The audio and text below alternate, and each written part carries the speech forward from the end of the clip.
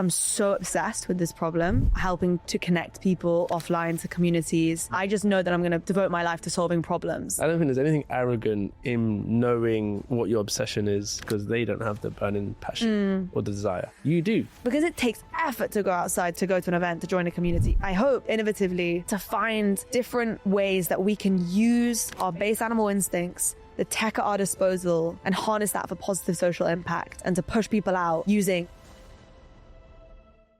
And I guess we can start there. Have you always been in creative?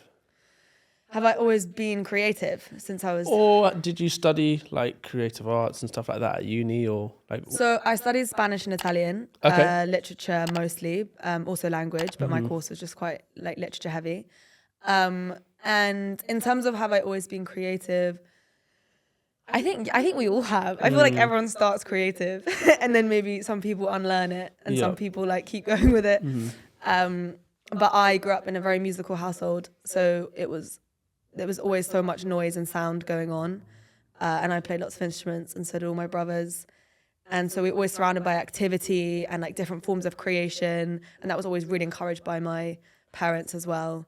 So yeah, I think I've always been obsessed with like projects. I would always just like, I would be the kid like selling stickers that I'd kind of made in the playground and weird stuff like that, or like I'd invite my parents into my room that it was like an art gallery, and if they didn't refer to it as an art gallery, like they'd be sent out immediately. Yeah. That kind of thing.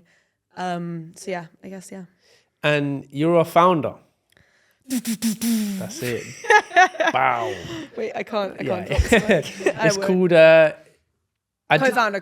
co-founder. Yeah. Is it Yo? I didn't know how to pronounce it. It's pronounced uni. Uni, because I didn't know if it was Yo Uni or Uni. A lot of people don't, and I don't really mind that. The company is actually called TBC. TBC, okay. Slightly ironically, because when Omar and I, who's my co-founder, started, we were like, look, we know we want to build the future of free time. We don't know how we're going to get there, but we're going to keep going until we find a solution. Oh, so to be confirmed. A little bit. Okay. It also stood for the big community, because we used to run loads of different events with like different creatives and founders. And our campus product, like our first, I don't want to say experiment, because like it's very much what we're committing all our time to right now, but it's us in this journey to help people spend more time offline, is Uni, which is this campus app which shows students everything that's going on and who they know that's going, and then lets them also buy tickets to events and sign up in the same place. And was that from a... But why did you start that? Was it a place of pain? Was it a place of pain? Because, you know... Stephen Bartlett singing. Yeah, exactly. Was it a place of pain? Was it a case of that wasn't there when you were at uni and you wanted to fill that gap? Yeah. Definitely. So Omar and I had different stories for why we wanted to start uni. I would say from mine,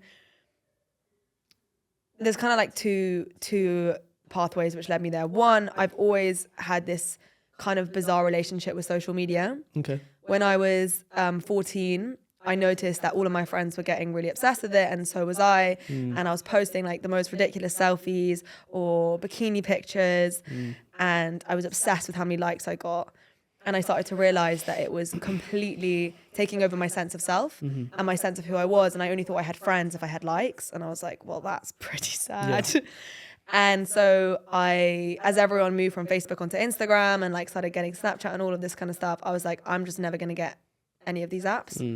So I never did. And I've never had Instagram to this day. I now have a company one, but I've never had a personal Insta or Snap or anything.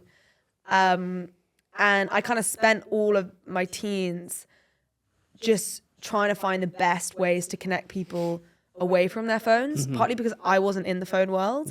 Like loads of people knew each other from Instagram or from that kind of communication world, and I didn't.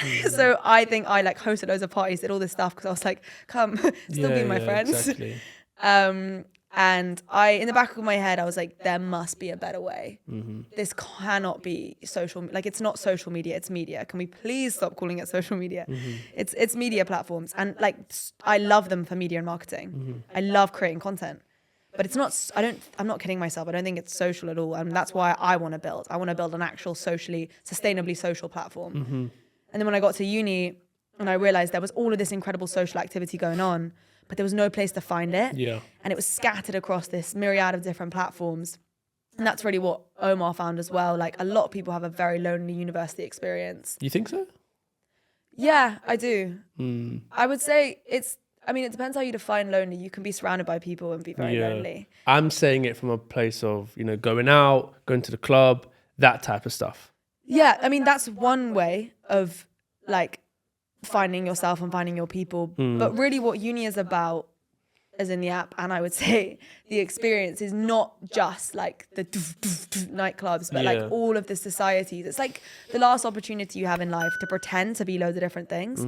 Like you can go to law society and pretend to be a lawyer and figure out what you want to do and find all these communities of incredible people that once you leave uni, it's quite hard to get into, like, go experiment with different art skills or sports or even cultures. And that side, once you step into it, it's an absolute world. But so few people do, or they have a couple friends which pull them to different events and they're like, oh my God, this is eye-opening. And we wanted to make that part of experience, the extracurricular, more part of the core experience for everyone. Interesting. I always thought that unis did a good job at that. You hear the law societies playing the medics team for football, or you've got different events going on. But obviously, I did a degree apprenticeship, so I wasn't fully immersed in the whole uni experience. I was only there like a week periodically, so I was never there full time.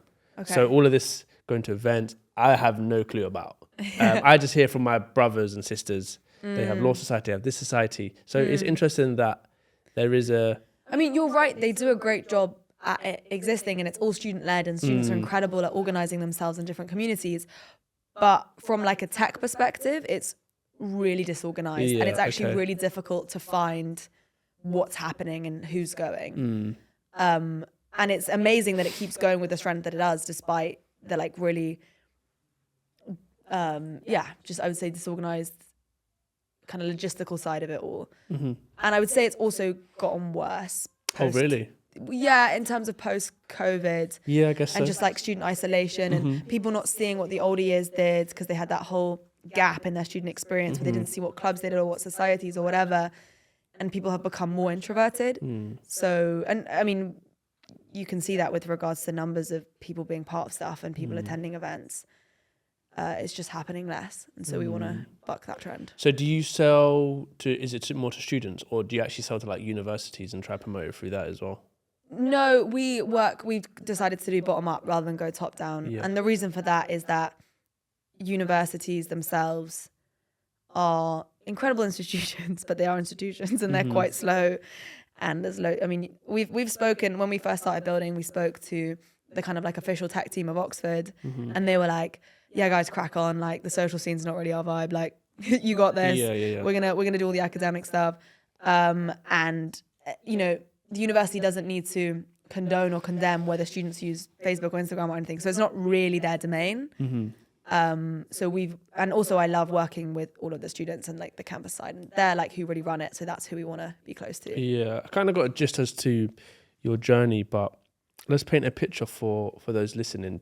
So 16-year-old Georgia, you kind of explained it, that you were kind of already in the space of wanting to develop this app. Where were you heading? What was your goals? Did you think that you would be in the position that you are today? Like kind of run us through that path of... From 16? From 16. Okay, so 16 I was at secondary school, and I was doing my GCSEs. Oh, I was like crazy. No, that's potentially not very kind to myself. I was very obsessive as a 16, 15, 14-year-old. Okay. I'm a very passionate person, which comes with its pros and cons, and I go all in on things. And at that time, it was kind of like fitness. Okay. And because I wanted to be like the best in all the sports teams, and I just thought it was something that I could just have this like never ending getting better and better and better at. And I was always wanted to like optimize different areas of my life, and that was like my one at the time. But it got very like addictive and like unhealthy. Yeah. And then I also was like, oh, I'm gonna get like straight. Like I'm just that kind of person where I was like, I'm gonna get 100% all my GCSEs, that kind of stuff. Got very obsessed with that. And then when I hit 17, I was like, George, you need to like find a way to live a more balanced lifestyle where you don't do extremes. I'm still working that out. Hashtag Whoop, helping me get there. But yeah, so, and then I've always been like a builder. Like I would always just pick something. And another thing at 16 that I did actually that I think was quite pivotal to my entrepreneurship journey in a weird way is that very sadly, one of my teachers, little boy died of cancer really fast. Like he was put into hospital for a cold and then he died. And I just remember like how she was like a very close teacher and it really just like impacted my year. But then there wasn't any follow up. And I just remember being like, why aren't we like doing something about this? Like there needs to be an event or like a cause or something. And I remember asking around and it was that was one of my first realizations of, okay, Georgia, if you think something needs to exist and it doesn't, then just do it. You don't need to wait or think like, oh, why isn't someone else going to do this? And like, maybe it's because you're the person to do it. So I put on this big school event. It was like a 12-hour cycle ride, got T-shirts. The school tried to make me not do it. They always do. Which was, and I was like, what? Do you know what this is about? And it was, again, like I kind of went through a concentrated period of building something and seeing all the obstacles of the people at the top saying, no, don't do that. That's not how you run things. And I was like, we just need to make this happen. I'm going to make this happen. And that I kind of got the bug for just making things happen, I think. And from then on, I was just always solving problems with projects. So at university, I was part of a funk band. I did a play and it was my favorite play I've ever seen. And then I said to one of my best friends at the time, I was like, let's put it on at uni. Like we're surrounded by incredible actors. When else are we going to have the opportunity to be like, guys, let's do a play? It's like the most ridiculous thing. Yeah. And I rang up the publishing company to get the rights to do it. And they were like, no, you can't have it. And I rang them 20 times that day and they were like, stop ringing. And I was like, it's going to be the best production you've ever seen. And they were like, it's a student production. We really doubt that. And I was like, no, trust me. Then I found out that the lead actor of the play was in a performance in London the next week, reading some poetry. So I went and I found her outside the stage door backstage at the end. And I was like, I really want to put on the play you did over the summer at my university. They're not letting me have the rights. And I just remember her saying like, just find a way around it. And I was like, okay, I don't know what that means. Like, and then I looked in all of the forms of what it means to get rights and how you do it. And it's basically, you just can't do it as a play in like a theatre. So I did it as a private reading in a flat to a small group of invited individuals. Yeah. And we had like 3 sellout nights and it was the most incredible experience. And we had, doing a play in a flat, we had to bring all the lights. We had to kick the people who were in the flat out every time we were rehearsing. On the night, they couldn't be in their flat. It was a nightmare from start to finish, but it was the most exhilarating creative experiences because there was so many restrictions. Yeah. And I started to love like that tension of like being told no or finding ways to do things when there is just seemingly no way. And when you say that moment in your life was like things are possible. Yeah. And not just like things are possible, but you can make them happen. You can make them possible. Like it really is just down to how bad you want how aggressively you push through the boundaries. Exactly how bad you want it. And how creative you are in the pursuit of your goal. And would you say that that's when your mindset shifted from I want to now create this app, or not necessarily moments after, but that's what led you to be where you are today? That shift in, fuck, I did this and I had all these restrictions, all these circumstances that were telling me no, and I did it. Yeah. Was that the shift or was it another moment in your life? There was like loads of shifts because that just kept happening. Then in my year abroad, I went to live in Cuba during the pandemic. Oh wow. Which was a crazy experience in like a very restrictive environment anyway, because they have quite a repressed political system, and then add a global pandemic on top of that. And I was like, the university was like, you can't go to Havana during this time. And I was like, I'm gonna go. Like, I need to go. When else are you gonna be the only tourist in Havana? Like, that's crazy. So I went, and it was, again, like just incredible. And to see what other creatives do when they're faced with loads of restrictions, like freedom of speech restrictions that I had never even experienced before. So I think there was these loads of micro moments where I just realized like, I'm a sole agent and I can just like do stuff. But people ask me a lot like, oh, George, like, did you want to be a founder or an entrepreneur? I've never thought of it like that. I've never thought like, oh, I want to be an entrepreneur. In fact, I'm really surprised when anyone says that. Because like, it's not a good lifestyle. I've just thought like, oh, I want to solve a problem.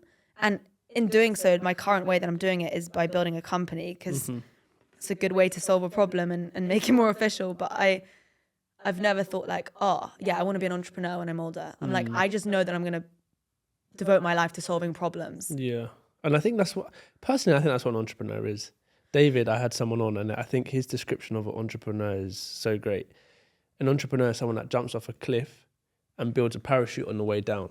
Yeah. And I think nice. I think that when you really think about it and you break down what he said, like first you've taken that leap of faith without knowing where the hell you're going to land. Because you don't have a parachute or anything. Exactly. And then you somehow find ways to build a parachute when you're falling from the sky. I think it's just an amazing way. There's so many connections to how that relates to an entrepreneur. Yeah, definitely. And how long have you been in this industry now? Or how long have you been? I find I can't even think of it as an industry. I know I'm not trying to be contrarian, but Yeah. I don't know. I don't think of it. How long have I been? Well, I left uni 2 years ago, and I've been building the app ever since then. Okay, so you've been in it for 2-3 years? Couple years, yeah. And if you could describe your journey in 3 words, what would those 3 words be? It can be from any point of the journey. It could be last 2 years, last 10 years, from when you had that moment of doing the play in the flat. And Yeah. I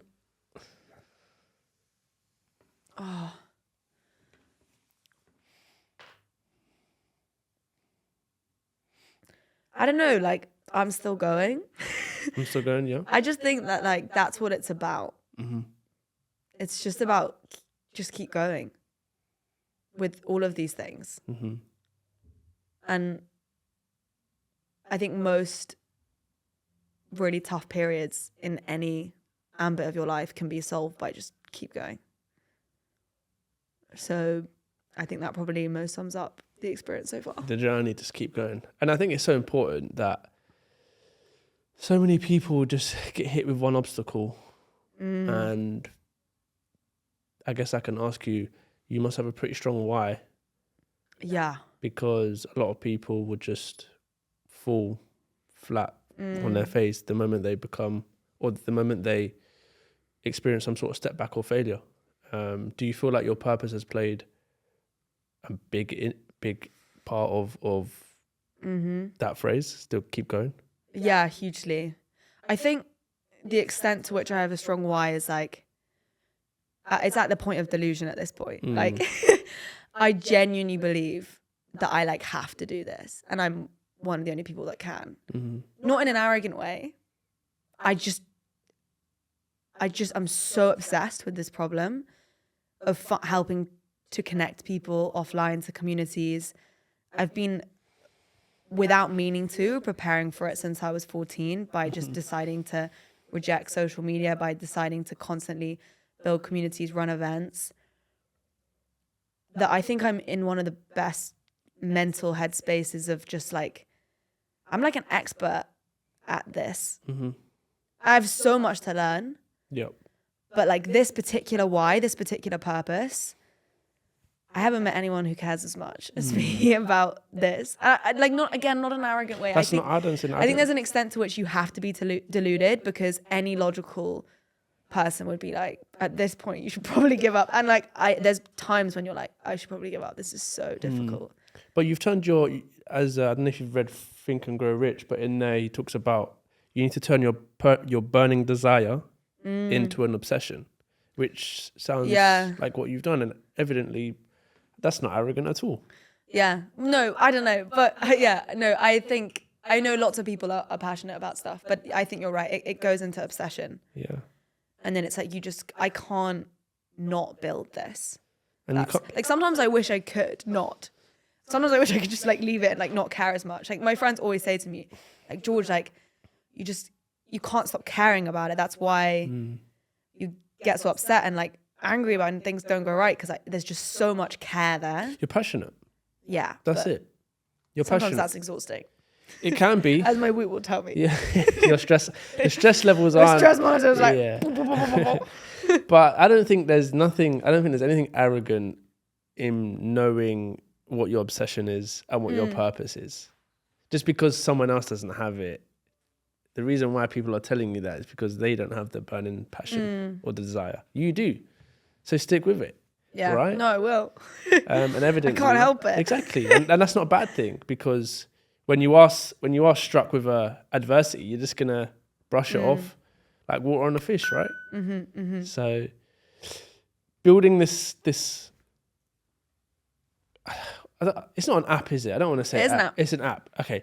So building this app, what would you say has been like the biggest learning curve in something that you thought, fuck, I didn't realize that this is what it takes to build an app? So many learning curves. I think just the amount of understanding human psychology that's involved in consumer tech. Yep. And I kind of thought I had a good grasp of it. I didn't. Just really understanding what motivates people to do things and understanding how difficult it is to break habits and set new ones. And I think one of the most profound things that social media has done is that in general, I have this thing that I say where I think that social behaviors are broadly stimulated by three things: sex, status, and stalking. They're all quite negative. Well, sex is not, but let me break them down. So something like Instagram or Facebook and the like enabled us to grow our status with likes and followers, to stalk, to like pry on neighbors, exes, whatever, and to seek sexual partners without leaving the cave. That is so big for humans. If you can fulfill all of your social needs without putting yourself at risk, like, job done. That is exceptional. So for socializing. And that's so attractive for humans because we just want to avoid risks. We're always just like balancing risks, right? And so if I can get all of that and I haven't even had to leave my cave and put myself in danger, perfect. So the challenge is, how do you build a social network based on some raw animalistic instincts which trigger us to do things? And when we've got platforms like opposing that with very attractive options in the opposite direction. And how do you sometimes use potentially some of those flaws within us to promote positive behavior? And that's what I think it's about. So one of the core parts of the Uni app is showing people who's going to events. Okay. Now, something that social media does is it creates FOMO in hindsight, right? It shows you what you missed out on. In a way, you could say Uni creates FOMO in foresight because it shows you what you're going to miss out on. I mean, that's a slightly pessimistic view of the future, but it's like sometimes humans need that kick to be like, oh, all my friends are going. Of course I want to go. Yeah. So from a product perspective, we're constantly thinking, how do we de-risk this experience for people so that they feel ready to leave the cave? How do we make it a really attractive option? Because it takes effort to go outside, to go to an event, to join a community. It's so much effort. It's way easier to just scroll and get your quick dopamine. And I totally understand that. So we're really thinking, I hope, innovatively to find different ways that we can use our base animal instincts, the tech at our disposal, and harness that for positive social impact and to push people out using features that other social networks have used to keep people in. And do you think we've always been like this? Like, yeah. Even students that went uni 15 years ago? Well, I think we've been like this since the caves. In the caves, yeah. That's what, like, humans are humans. Like, human nature doesn't change. I mean, like, people evolve and cultures and communities and different things, but generally human nature hasn't changed since the caves, I think. We're all stimulated by the same thing. We're all escaping loneliness in different ways, and we find different ways to do that. We all just want to be loved. Like, it's these same messages. I think one of my most profound takeaways from university and studying literature in 3 languages was that all books are written about the same thing. It's just the journey of the self and figuring out who you are and figuring out how much you want to be loved, which is loads, as everyone does. And like, that is what I'm just trying to build for. You mentioned something at the start about always looking for likes. And it's crazy because I think social media now has been built to, what's the right word to use? This external validation. Like someone is scrolling on TikTok or Instagram to find the next validation, whether that's a boost of dopamine, a boost of motivation. And it's so, I think there's good elements of social media. Totally. But I think for most of the part, it's negative.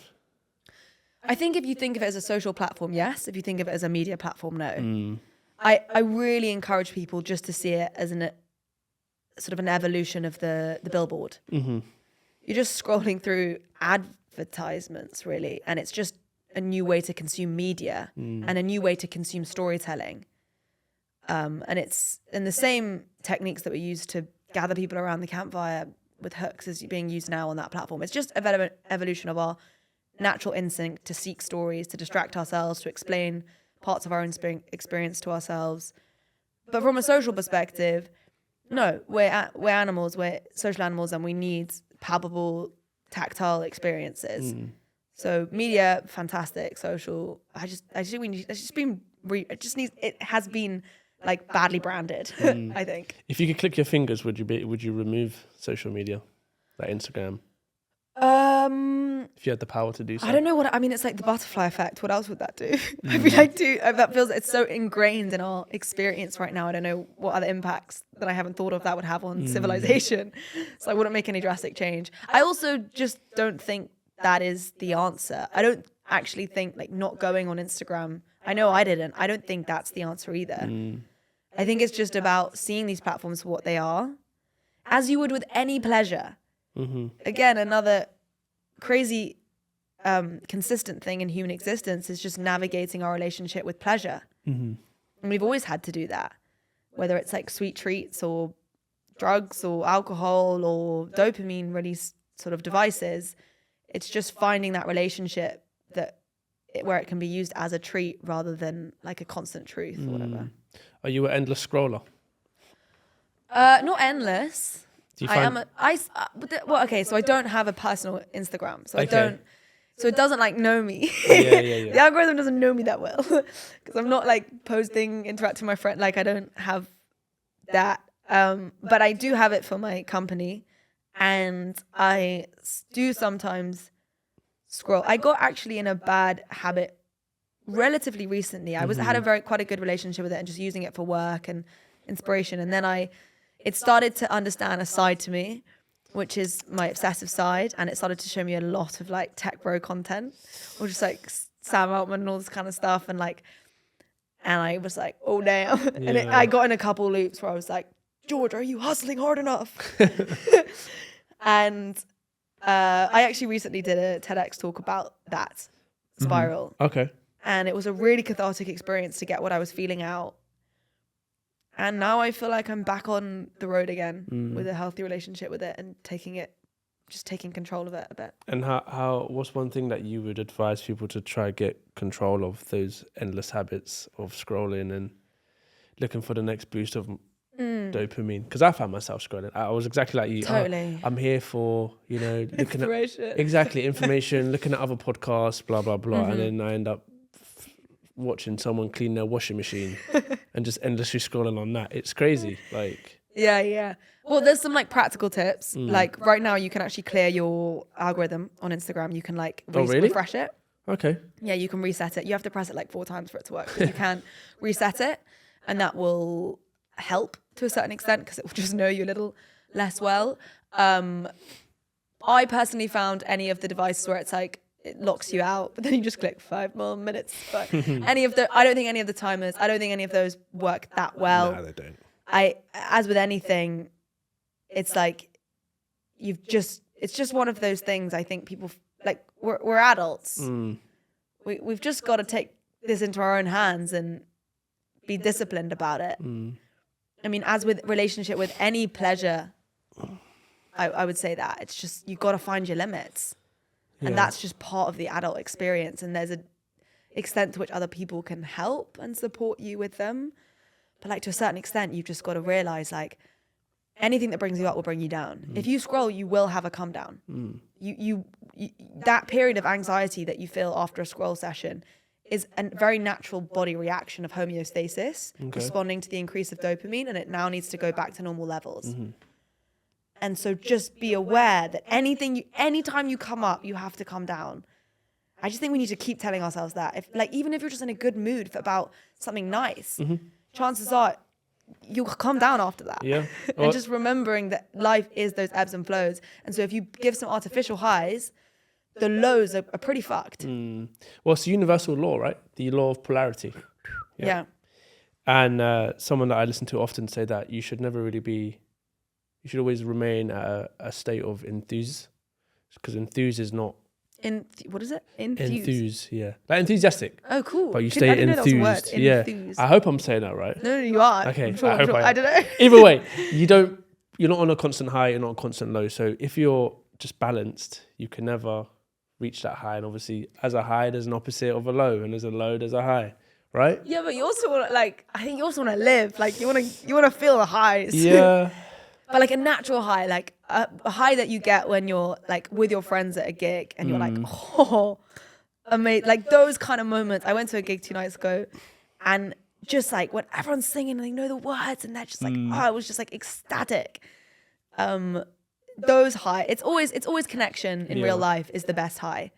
It just takes more work to get there. Delayed gratification will always be the most organic, best high you can get, but it is delayed and there is discipline involved in it. And it is hard work. Either you have to leave your house to go to an experience, or you have to work really hard and then see the work pay off. And it's harder.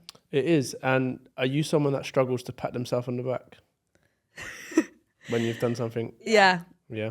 Big time. Why do you think we're like that? Because I'm very much the same. I could do something really that I've wanted to achieve. I've written it down and it happens, and I'm like, oh, great.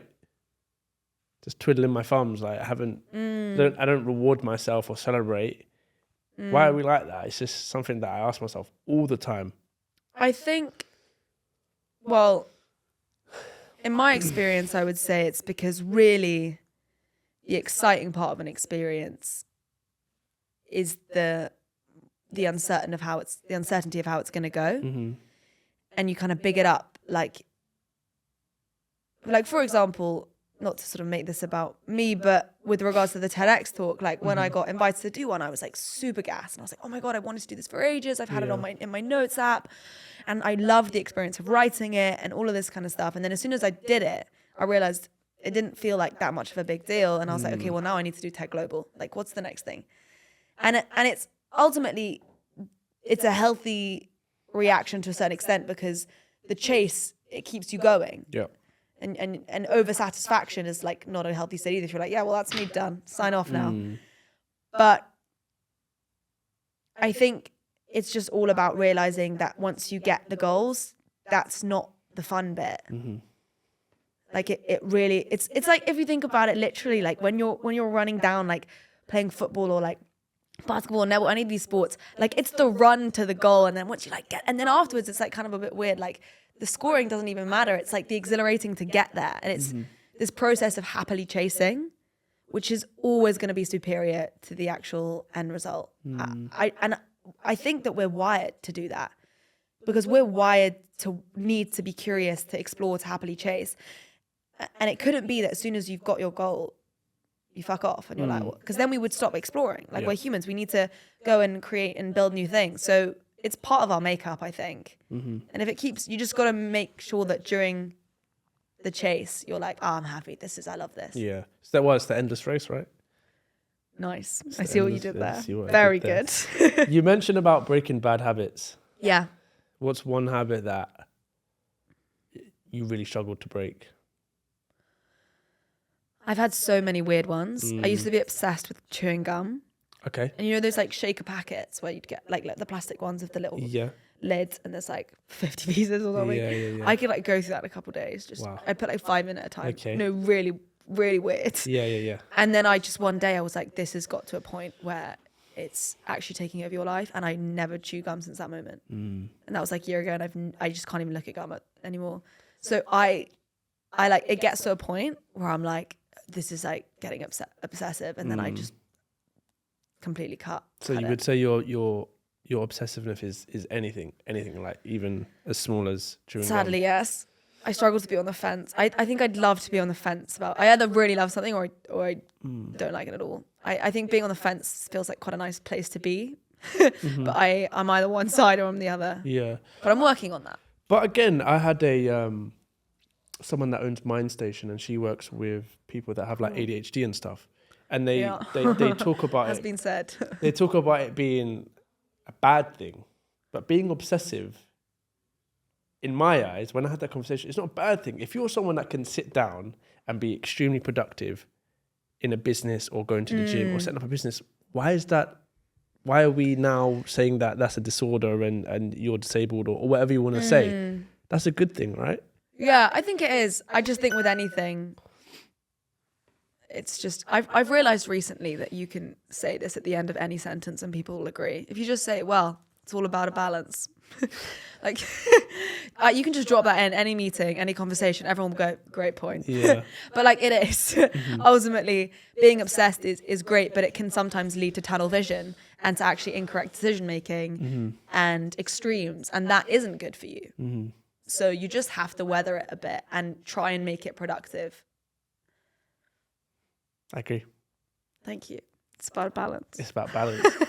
Have you ever had any really unhealthy moments where you've been so focused on something, like say for example your business?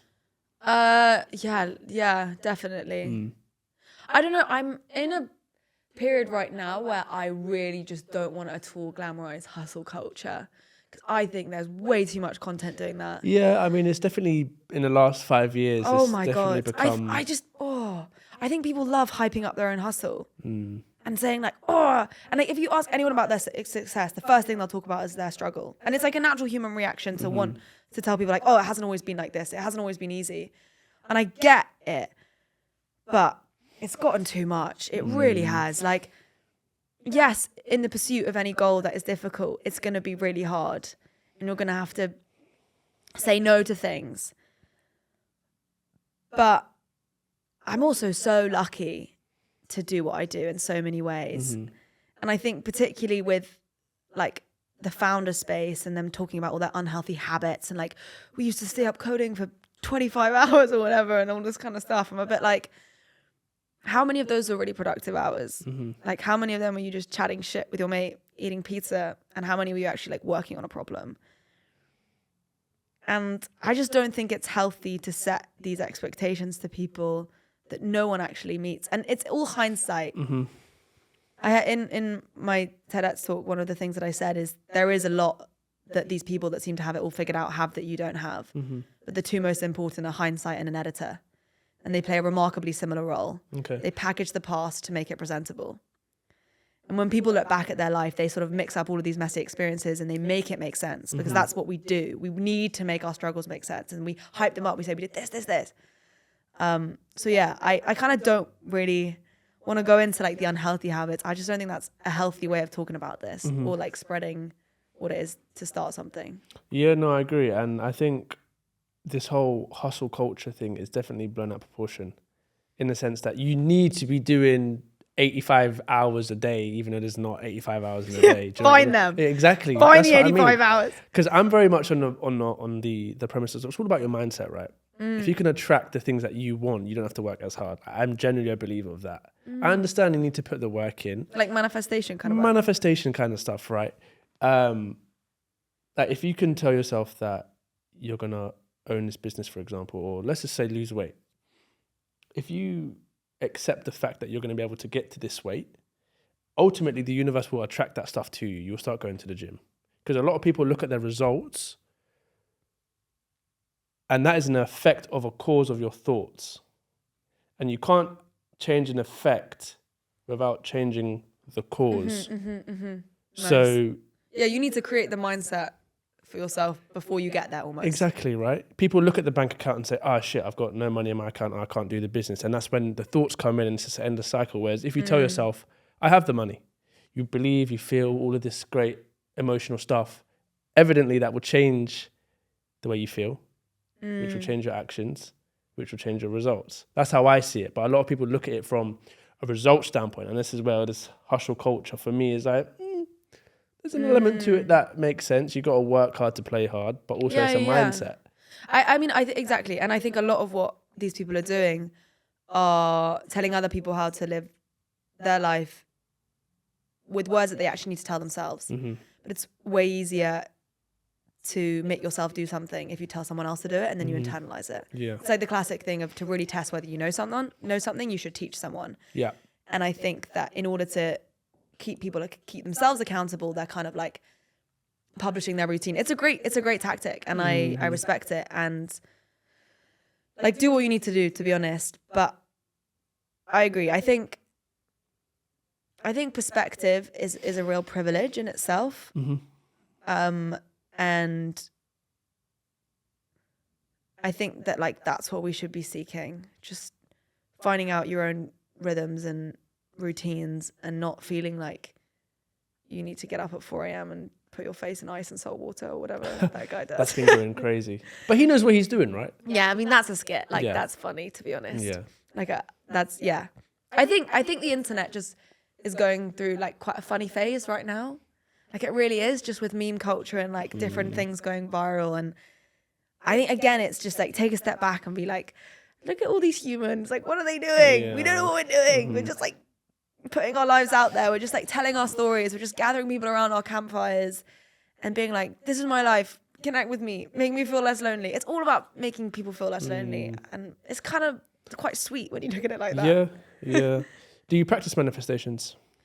I personally don't actively, but I think to a certain extent my brain is hardwired to be more deluded about what I can achieve. Okay. So you don't do like meditation, I don't do writing your goals out? Sometimes I do a bit of journaling or meditation.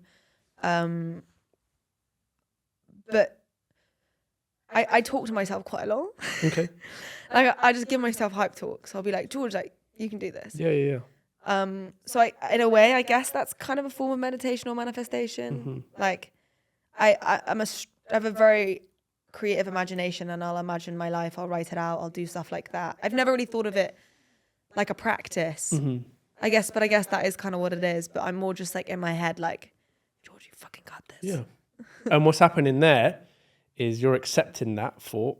So evidently, there's a law that is the law of perpetual transmutation.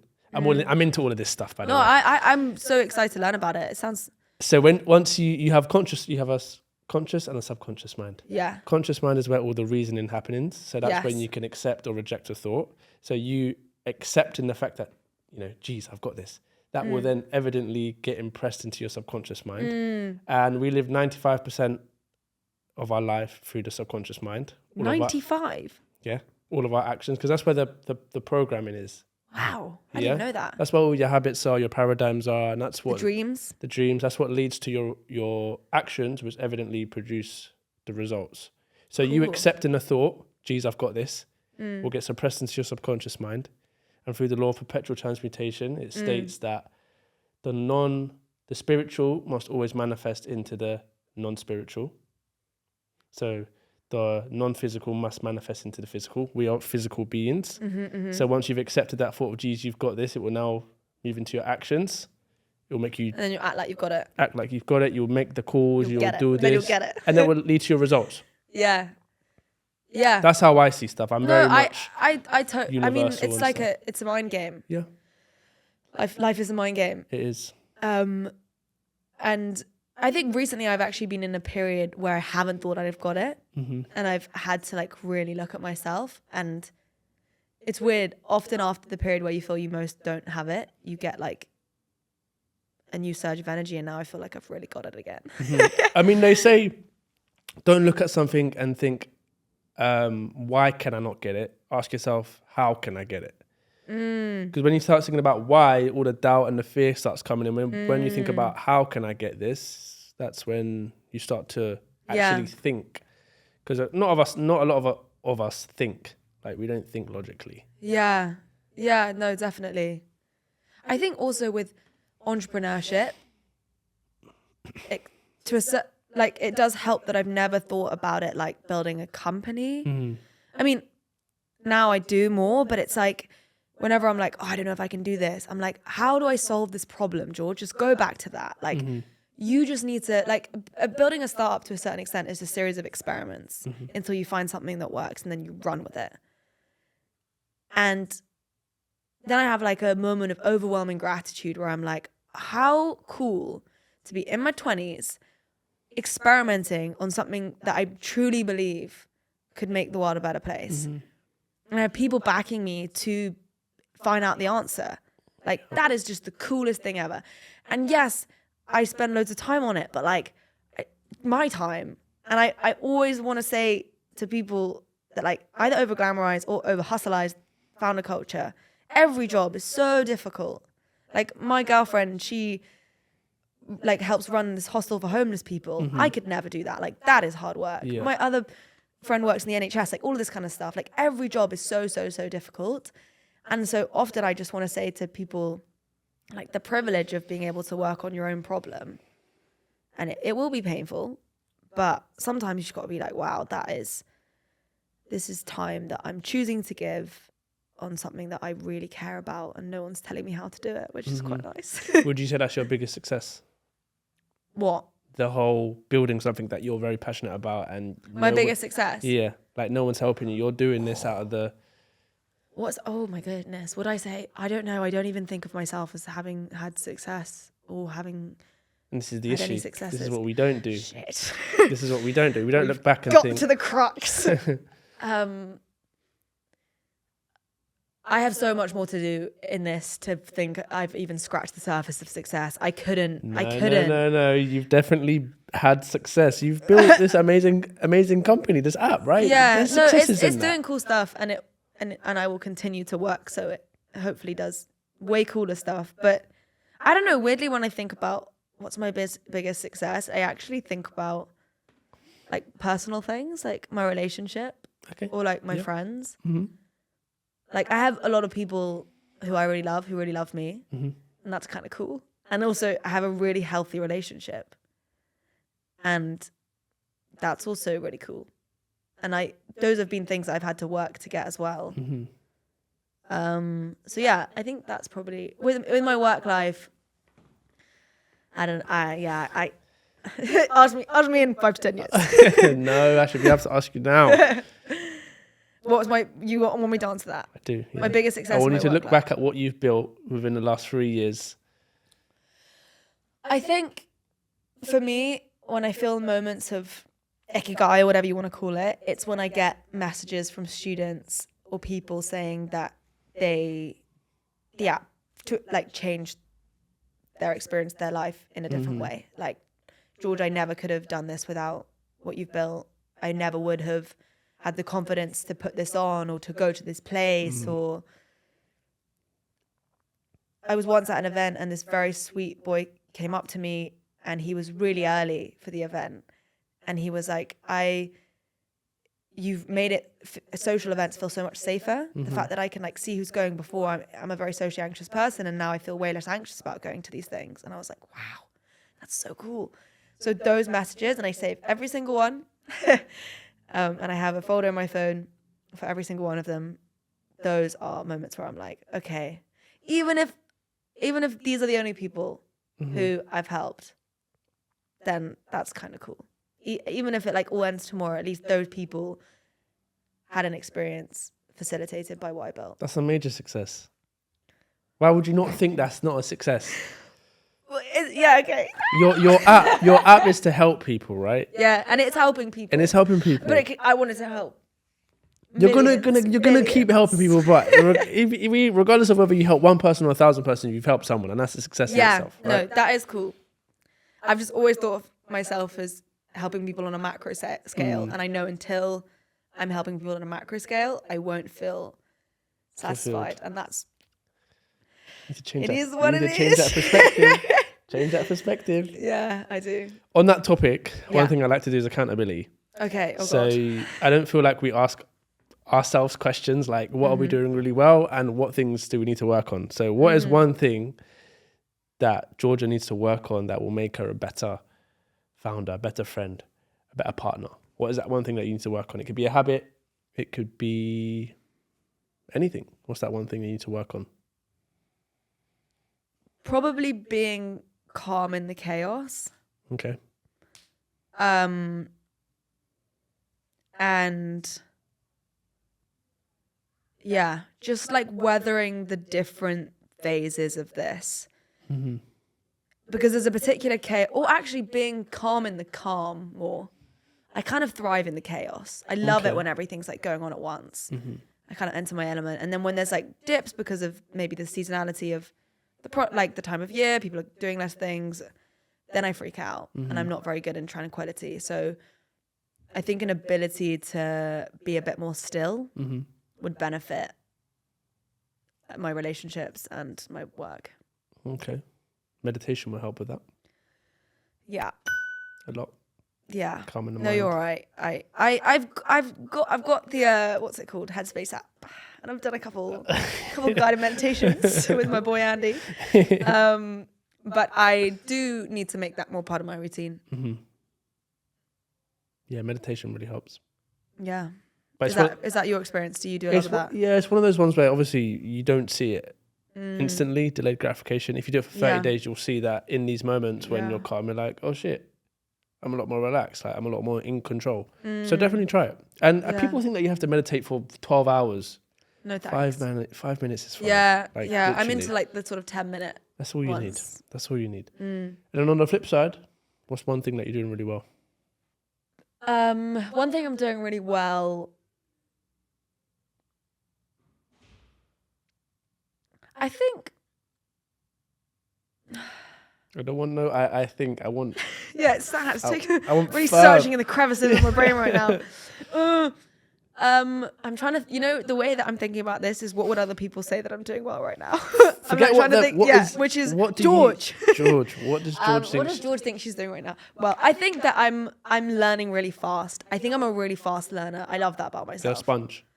Yeah, a fucking sponge. Like, teachers always said that about me at school as well. Like, if you just give me a goal, like I want to know everything about it, and I'll learn it how to do it really fast. And so right now I'm learning a lot about film and production and the best way to create like cool content, and I love that. And I'm getting really inspired by music video directors, and I'm working with really cool creatives, and I've never had a class in any of these things. And I'm also learning a lot about integrating AI into my workflow.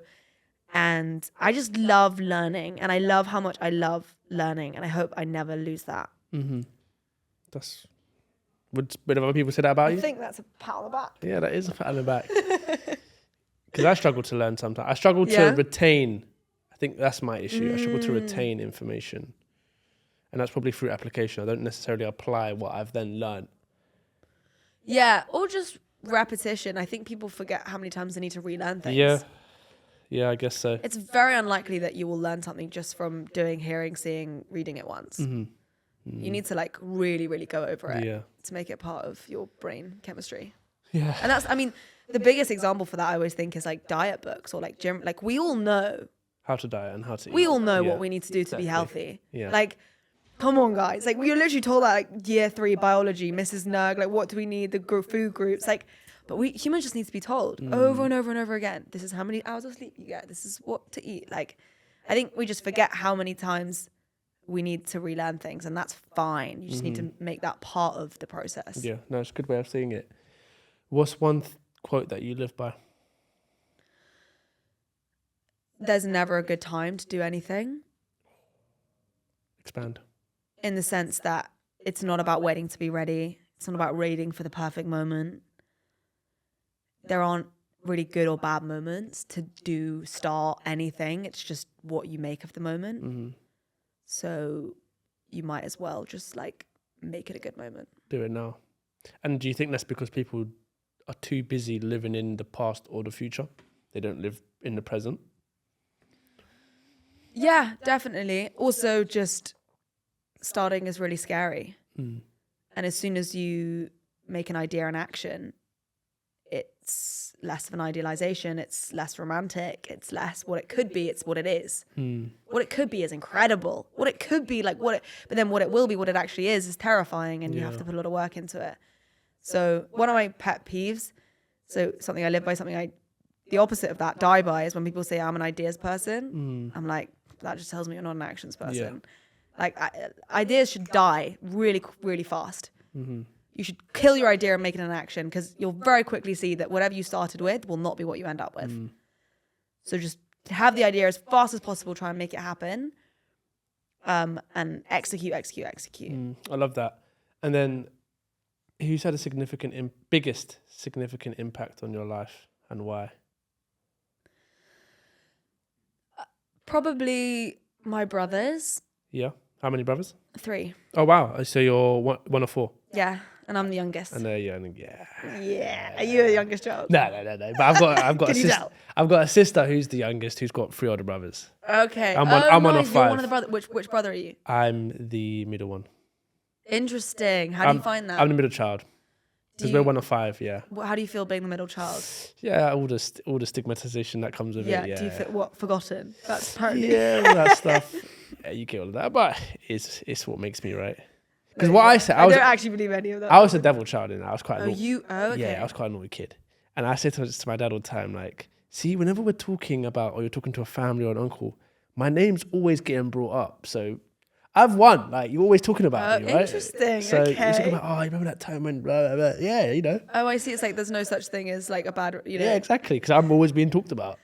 Not in a narcissistic. Yeah. Interesting. Yeah. Seeking fame from an early age. Love exactly. So yeah, why your brothers? Because they are all creative problem solvers, and really committed to what they do. And I think I've learned a lot from being led by them and watching how they've navigated different stages of life and doing the thing that they wanted to do and making it work for themselves, I think. And they're just all really kind and really grounded. Yeah. And just so creative. And yeah, I just think I feel very privileged to be in a household where that was like happening around me. Yeah, especially 3 boys, you know. Yeah.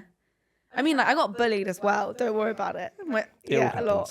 Really got to my but almost grateful for that too. I think I have quite a thick skin. That's what happens. Yeah, I think they think I'm like quite a ridiculous individual. Yeah, that's fine.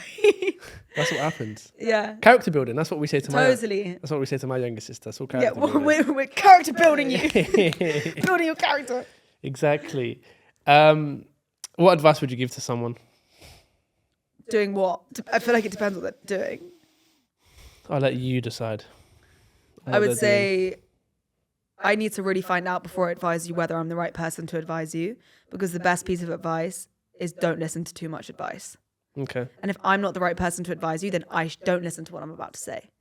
You should really only take advice from people that know you really well or know what you want to do really well because they lived it themselves. Other than that, it's probably like net negative to know too much. I've never seen it like that. Because everyone's giving out advice, do this, do that. Yeah, screw that. Yeah. Like, you just find someone who has lived the life that you want to lead and ask them. Or someone that knows you really well to the core and ask them. Don't ask me. Unless I'm living the life you want to lead, in which case, do. I'm sure there is. Yeah, well, I mean, in certain ambits of life, I probably am well placed to give advice. Yeah. But you just need so much context for it actually to be valuable. So I would say the best bit of advice is becoming good at working out what is good advice. Sorry, it's becoming a bit tautologist. But No, it's fine. Because it kind of leads me on to the last question is obviously the podcast is called The Endless Race. I feel like we're all living this endless race called life. Endless successes, endless failures. The human race. The human race. But also, someone is always above you, someone's always below you. And that is always the case, no matter where you are in your journey or no matter how high up you are or low you are, there's always someone below you. And that's always the case. Kind of goes back to how you were talking about giving advice. It should only be from someone above you. But in your case, someone is looking up to you. So that advice is just as valuable, right? When you hear the phrase, the endless race, in relation to life, how do you interpret that? The kind of endless seeking of a goal that you never really reach. And so you might as well make the seeking part the goal. The journey. Yeah.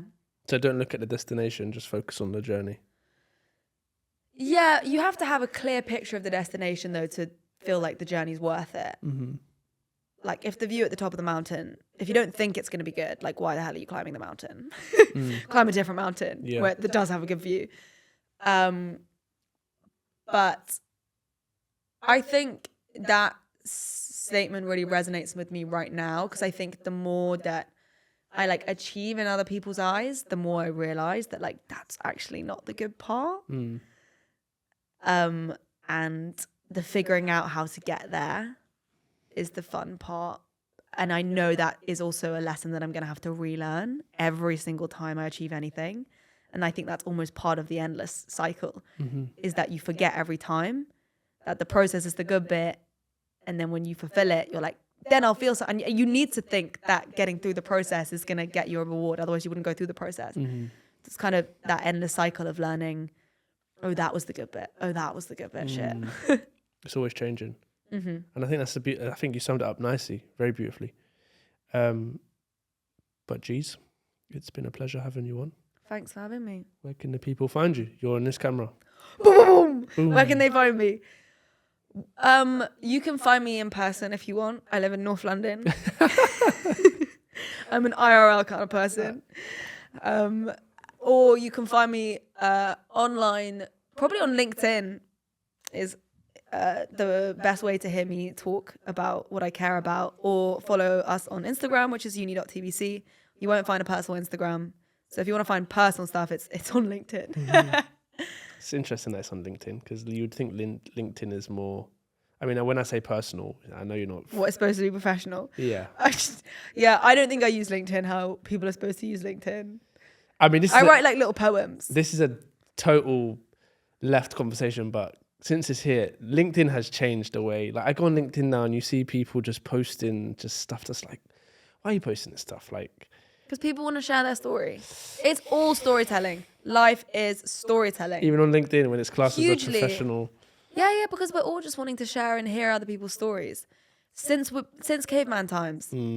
It's like what we're hardwired to want to do is to like hear stories and to understand what other people are going through and to compare and all of that kind of stuff. So if you give us any avenue to share things on, it will become storytelling. It's definitely become that on LinkedIn. Which is kind of fine. Like, I think that I went to a talk of Reid Hoffman's the other day, and he said, and he was asked that question, how do you feel about the evolution of LinkedIn into what it is today? And he said, we created LinkedIn to help people express their professional selves in whatever way that meant to them. Yeah. And right now there is becoming this blur between sort of work life and your professional and your personal self. So if expressing your professional self is through exposing certain vulnerable parts of yourself, then that's fine. Like, I'm not a very professional person. I'm not a very formal person. I don't believe in any of that stuff. I never have. I just want to like be myself. So that's who I put on LinkedIn. And I think it's beautiful that other people do that too. I think it's fine. Maybe I need to shift my. Yeah, you need to change that chip. What is it you said to me? Perspective. Shift your perspective. That's it. Because I just see it as like a professional platform, right? But nothing as you is mentioned, professional. it all depends on how that person. I just think nothing is in reality is that professional.